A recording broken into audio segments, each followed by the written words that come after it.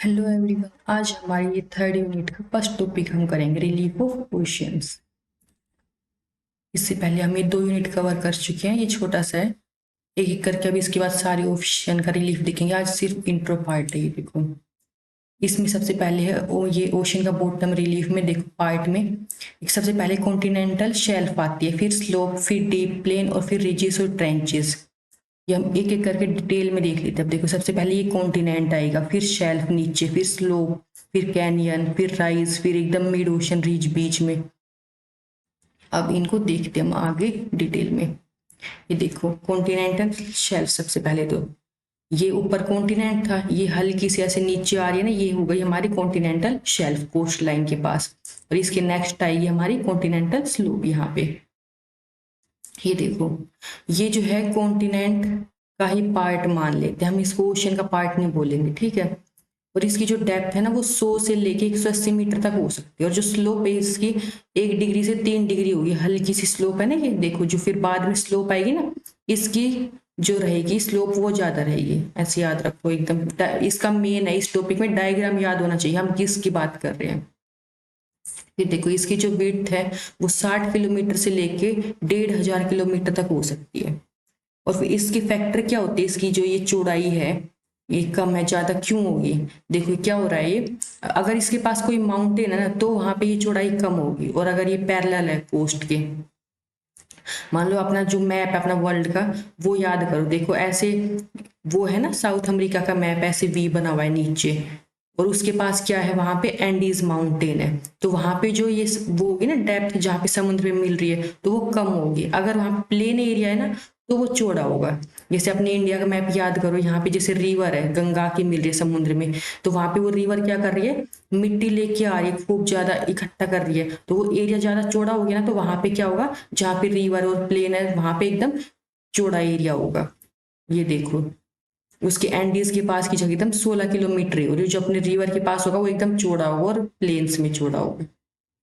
ठीक है क्लियर, ऐसे याद रखो बस, पिक्चर क्लियर, पिक्चर माइंड में रखो हम कौन सी जगह के कैसे मैप में कहाँ लोकेशन होती है, क्या जगह होती है। ये देखो फिर है कॉन्टिनेंटल शेल्फ कोई और पॉइंट, इसका एरिया जो है ना पूरा ही, अगर हम पूरा ओशन का एरिया देखें तो उसमें 8.6% जो है ये शेल्फ का एरिया होता है।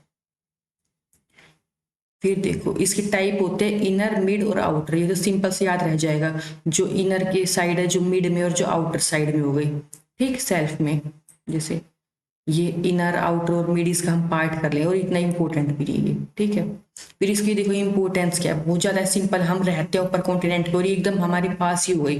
तो यहाँ पे क्या है, मैराइन लाइफ के लिए इसका अच्छे से जगह वहां पे, जैसे अगर मछलियां वगैरह हुई यहाँ पे तो हमारे लिए भी फायदेमंद है, अच्छा फिशिंग ग्राउंड बन जाता है। और कोरल रीफ्स होते हैं ना यहाँ पे, और ये क्या काम करते हैं, जो नेचुरल बफर की तरह काम करते हैं। मान लो अगर कोई टाइडल्स रेंज वो आ गई, टाइडल वेव्स आई या फिर सुनामी वगैरह आई, जैसे कि मालदीव्स में जो आई थी ना सुनामीज 2004 में, अपने यहाँ कितनी तबाही हुई थी, लेकिन मालदीव्स में क्या क्या कह रहे देखो, उन्हें 98 ही लोगों की डेथ हुई थी वहां पे। जो है इन्होंने जो ये बफर का काम करे थे कोरल रीफ्स, उन्होंने बचा लिया था। कि जैसे कि मान लो ऐसे पानी बह के आ रहा है स्पीड में, बीच में ये पेड़ या घास फूस है, तो उन्होंने क्या करेंगे, वो एकदम उसको रोक लेंगे, उसकी स्पीड को कम कर लेंगे, ठीक है, तो कम नुकसान होगा। और ये क्या है, उसको जो मैंग्रोव्स होते हैं ना फॉरेस्ट, हमने देखी होंगी मैंग्रोव फॉरेस्ट कैसे टाइप की होती है, उसको भी हेल्प करती है, क्योंकि उस शेल्फ के ऊपर ही ये सारी चीजें जो है उगती है। और उसी में फिर क्या है, जैसे कि ये बंगाल टाइगर वगैरह सुंदरबन वगैरह में और जगह पे खूब सारी वेराइटी हमें एनिमल और प्लांट की देखने को मिलेगी। तो देखो कितनी इंपॉर्टेंस हो गई है हमारे लिए।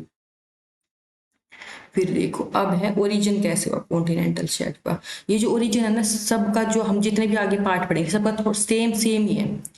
ये ऐसा तो है नहीं कोई कुछ अलग ही चीज बनेगी, है तो जमीन ही। तो नॉर्मली क्या होगा देखो, ये और ये ब्राउन दिख रहा है एरिया, ये कॉन्टिनेंट है, ये इधर ओशियन है। तो ऐसे धीरे धीरे क्या होगा, खिसक भी जाएगा, या तो पानी लेके आ रही है मिट्टी कट जाएगी, या फिर ये जो ओशियन की वेव है यही मिट्टी काट देगी, धीरे धीरे कटते कटते ये पूरा लैंड कट जाता है, दिख रहा है।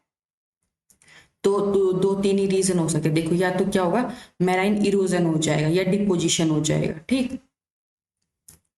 या और फिर देखो सबडक्शन हो जाएगा, कॉन्टिनेंटल मार्जिन का, क्लिफ का इरोजन हो जाएगा, सबमर्जेंस हो जाएगा। जो ये देखो सबमर्ज हो गए ना, नीचे दब गई है जमीन, ठीक। वेव कट प्लेटफॉर्म, जो प्लेटफॉर्म है वेव उनको काट देंगी। तो कुछ मतलब ये बस ये पिक्चर याद रखो, कोई या तो ये वेव जाके काट देगी या फिर कुछ आके यहाँ पे सिल्ट वगैरह इकट्ठी हो जाएगी। बस ये है कि हाँ ये नीचे ऐसे दब जाएगा, ये क्या क्लियर है। फिर देखो, और ये टेक्टोनिक की वजह से भी फॉर्म होती है। सिंपल हमने पढ़ ही रखा है, टेक्टोनिक में ऐसे मूव होती रहती है प्लेट, तो ऊपर उठ गई मान लो प्लेट या नीचे उठ गई, तो उससे भी चेंज हो जाएगी ना, बन रही है नहीं बन रही है, ठीक है। या फिर जो बनी थी वो अब डिस्ट्रॉय हो गई है। और ग्लेशियल कंट्रोल, जहाँ पे ग्लेशियर्स है उनसे भी फर्क पड़ेगा। मान लो बड़ी बड़ी बर्फ की सिल्ली ऐसे बह के आ रही है, तो उनसे फर्क पड़ेगा कि नहीं पड़ेगा, कि वो अपने साथ क्या उसको क्रिएट कर रही है नहीं कर रही है, वो इरोजन कर देगी वो भी। और क्लिफ इरोजन, सबमर्जेंस और फ्लूवियल डिपोजिट, जो नदियां जो है देखो हमने देखा था गंगा का, वो लेके आती है बहा के, तो मिट्टी वगैरह इकट्ठी कर देती है ना, तो उसकी जो है वो रेंज बड़ी शेल्फ हो जाती है वो ऐसे मिट्टी इकट्ठा करने से, क्लियर। फिर आ जाता है अपना नेक्स्ट पार्ट, कॉन्टिनेंटल स्लोप। ये देखो ये अपनी कॉन्टिनेंटल शेल्फ थी, ये है कॉन्टिनेंटल स्लोप। यहाँ पे ये है स्टीप, ये इतनी खड़ी ढलान नहीं थी, इसमें ज्यादा खड़ी ढलान है। इसमें 5 से लेके 60% तक जो है ना स्लोप हो सकती है, देखो। और ये किसके बीच में है, शेल्फ के बीच में और डीप ओशन फ्लोर के बीच में। ये यहाँ पे कॉन्टिनेंटल शेल्फ थी और ये है हमारा ओशन फ्लोर, इनके बीच में ये हो गई, ठीक है। इसकी डेप्थ और स्लोप ये 200 मीटर से 2000 मीटर तक हो सकती है, और जो विड्थ है ना इसकी ये 20 किलोमीटर तक हो सकती है। और ये जो है इसमें क्या होता जाता है, मड और सिल्ट वगैरह, जो मिट्टी वगैरह आ रहा है ना, कीचड़ वगैरह जैसे नदियां लेके आ रही है, या फिर और कोई चीज का मैराइन वगैरह का हम आगे देखेंगे, वो इकट्ठा हो जाता है यहाँ पे, ठीक है। और एरिया ये टोटल जो जितना भी ओशन का एरिया वो तो है ये 8.5% कवर करती है। और अटलांटिक में ये 12.4 है, और स्पेसिफिक में 7 है, और इंडियन में 6.5 है। बस ये नंबर याद करने की जरूरत नहीं है, जैसे ये आ जाता है किस में ज्यादा है, तो ये देखो अटलांटिक में सबसे ज्यादा है, पैसिफिक में कम है, फिर इंडियन में सबसे कम है, ऐसे याद रखो स्लोप जो है। फिर देखो सबमेरीन कैनियंस भी इसमें पाए जाते हैं। हम देखते हैं अब सबमेरीन कैनियंस क्या होते हैं। यहाँ पे हम आगे जो देखेंगे ना कैनियंस, वो इस एरिया में मिलते हैं, ठीक। अब वो पहले इनका इरोजन देख लेते हैं। ये भी उसका भी सेम इरोजन है, या तो ओरिजिन होगा या तो इरोजन से हो जाएगी, या फिर टेक्टोनिक प्लेट की जो मूवमेंट हो रही है उसकी वजह से, या फिर बैंडिंग या व्रैपिंग। मान लो दो प्लेटें आ रही है ऐसे बैंड हो जाएगी, या फिर ऐसे मुड़ जाएगी, ठीक, उसकी वजह से बन जाएगी। ये देखो सबमेरीन कैनियंस, ये हमने देखा था ना कि उसमें सबमेरीन कैनियंस मिलते हैं इसमें। ये मेरी कैनियंस, ये क्या है, ऐसा लग रहा है जैसे रिवर बह के आ रही है, लॉन्ग नैरो रिवर डीप, ये वेरी डीप वैली होती है, एकदम वैली दिख रही है, एकदम वर्टिकल दीवार की जैसे हमें दिखाई देगी। और इसकी लेंथ जो है ना वो एवरेज है 16 किलोमीटर। और रिवर माउथ की तरह जैसे लगता है, कोंगो कैनियन का एक एग्जाम्पल दे रखे हैं इन्होंने। और ये जितनी आइसलैंड के पास होगी ना उतनी ज्यादा डीप और स्टीप होगी, ठीक है। और इसकी डेप्थ हो सकती है 610 से 915 मीटर तक। ये देखो ऐसे ही बीच में गड्ढा सा बना रहता है ना, जैसे मान लो ऊपर से कुछ बहाव आ रहा है, ऐसा लग रहा है। फिर है डीप ओशन बेसिन, और इसमें जो और फीचर्स वो दिखेंगे हम इसमें। जो और समुद्र होता है इसमें भी और हिल्स, डिप्रेशंस, प्लेन वगैरह होते हैं ना, इनको भी हम डिटेल में देख लेते हैं। ऊपर की दो चीजें देख लेते हैं, ये वाला पार्ट फिर ये वाला। अब ये पूरा जितना भी ओशन का नीचे का पार्ट बचेगा ना वो हम देखेंगे। इसमें अब ऐसे प्लेन्स आ जाएंगे, हिल्स, सी माउंट, से सारी चीजें देखते हैं डिटेल में। चलो ये देखो सबसे पहले अब ऐसे प्लेन्स, जो मान प्लेन से याद रखो, जैसे अपने यहाँ पे प्लेन होते हैं वैसे प्लेन समझ लो, ओशन में भी प्लेन है, ठीक। इसकी डेप्थ होगी 3000 से 6000 मीटर तक नीचे होंगे ये। और इसकी स्लोप है 0.5। तो स्लोप तो सिंपल सी बात है कम ही होगी, क्योंकि प्लेन है, तो प्लेन तो एकदम प्लेन ही होना चाहिए ना, तो बस हल्की सी स्लोप है, क्योंकि समुद्र में है तो हल्की सी ढलान तो होनी बनती है, ठीक। फिर है कॉन्टिनेंटल, और किसके बीच में, कॉन्टिनेंटल राइज और मिड ओशन रिज। ये भी हम आगे देखेंगे, राइज हम पहले देख चुके हैं, ये रिज क्या होती है। और ये टोटल कवर करता है 75.9%, यानी कि सबसे ज्यादा, ठीक है। मान लो पूरा ये ओशन है, सिंपल सी बात है, उसकी शेल जो किनारे थे वो तो छोटे होंगे, प्लेन ही सबसे ज्यादा होगा, ठीक है। तो ये सबसे ज्यादा प्लेन है ये।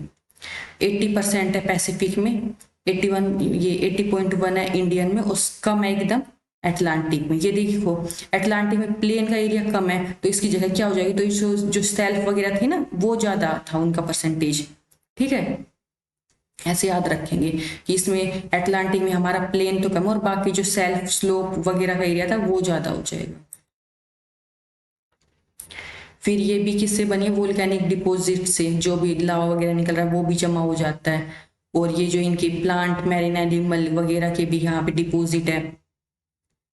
और मेनली जो है क्ले सिल्ट वगैरह मिलेंगे, और फीचरलेस लेस होते हैं, मतलब प्लेन ही होगा नॉर्मली तो, लेकिन कहीं कहीं पे हमें दिखने को मिल जाते हैं कुछ फीचर्स हम देखेंगे। और इसमें मैग्नीज, आयरन, निकल, कोबाल्ट, कॉपर, ये खूब सारे मिलते हैं। तो फ्यूचर में हम क्या कर सकते हैं, इनको निकाल सकते हैं। जैसे आजकल कई जो अपने इंडिया का भी एक मिशन है कि वो नीचे जाके मॉड्यूल्स निकाल रहा है, वहां पे सर्च कर रहा है कि हाँ इस एरिया में हमें मॉड्यूल्स मिल सकते हैं, फिर वो निकालेगा वहां से।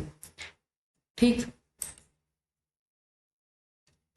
फिर है सबमेराइन और अबाइसल हिल्स।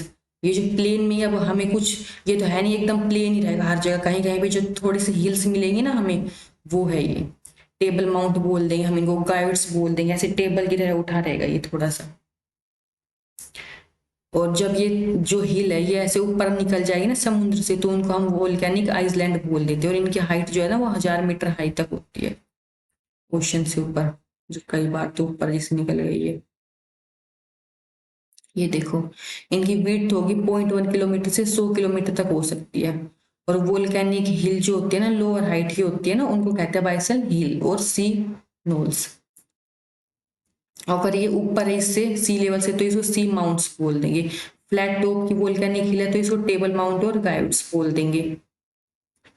एवरेज हाइट इसकी 1000 मीटर है, और ये हमेशा जो है पानी के नीचे रहेगा।